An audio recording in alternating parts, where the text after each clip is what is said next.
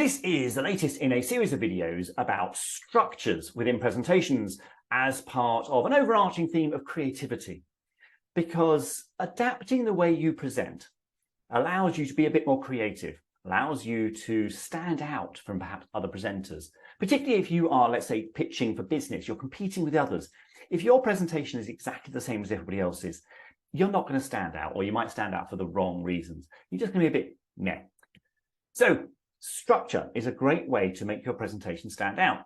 In previous videos, I've talked about using timelines of past, present, and future, or using your FAQs, your frequently asked questions. And if you haven't seen those videos, do go and find them. They're here on my channel. But for this video, I wanted to talk about a non-linear structure. Most presentations do have a beginning, middle, and end, and they follow us a through line. But it's perfectly possible to present in a way that doesn't do that. Now, this is probably a technique for slightly more experienced presenters. If you are a relatively new presenter, probably skip this for the moment until you've done a few presentations, because it does take a little bit more chutzpah to pull off. The way this works is you list, let's say, 10 questions that you think people might have about this topic, or the 10 things that you want to cover. And I talked in previous videos about FAQs, similar idea. Write those questions onto cue cards or postcards. And then when you are in front of your audience, have those cue cards with you and offer them to an audience member. Say, pick a card, get them to read the question, and then you answer it. Once you've answered it, you offer the rest of the cards to the next person, member of the audience, get them to put a card, get them to read the question out, and then you answer it. Audiences feel really involved with this because it feels as if they're the ones asking the questions, although of course you've prepared all the questions because they're on the cards. You can even have some notes on the back of the card just for yourself, just to glance down to, just to remind yourself what you wanted to say about this.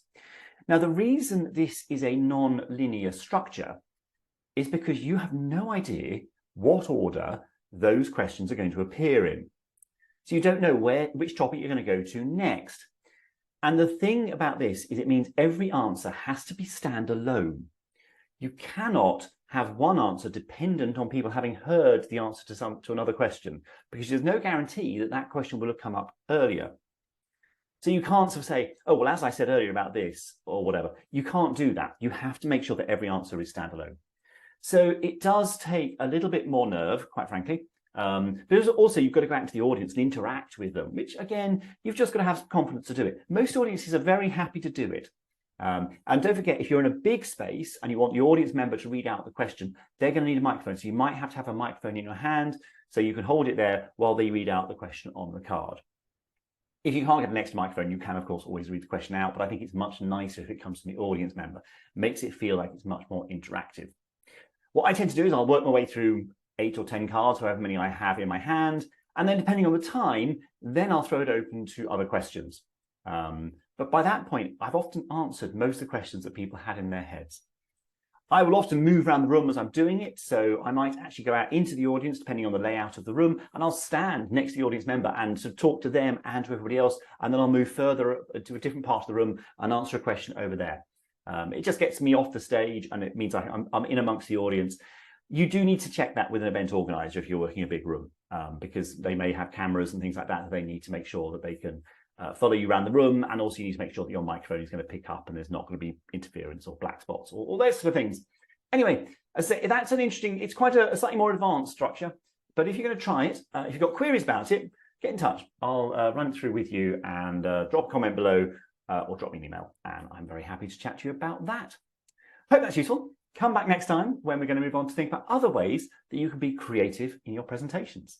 While you're here, please do subscribe so you get notified every time I upload new content, and I'll see you soon.